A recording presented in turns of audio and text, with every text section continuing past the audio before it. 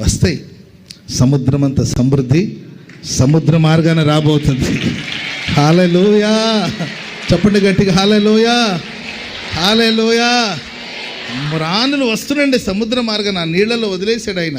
ఏంటండి అది ప్రయాణం చేసుకుంటూ తిన్నగా సొలొమోను దగ్గరికి వచ్చింది. అవన్నీ పోగు చేసి అద్భుతమైన ఆలయాన్ని నిర్మించాడు. ఏదో ఒక పని కోసం ప్రభు నేను ఏర్పరచుకున్నాడు.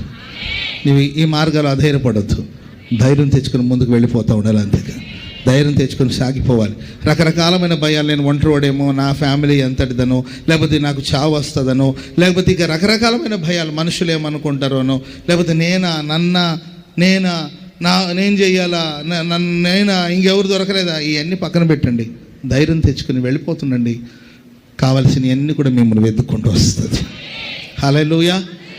వేటిని మీరు అడుగుతారో వాటి అన్నిటిని దేవుడు మీకు దయచేస్తారు, వాటన్నిటిని మీరు పొందుతారు.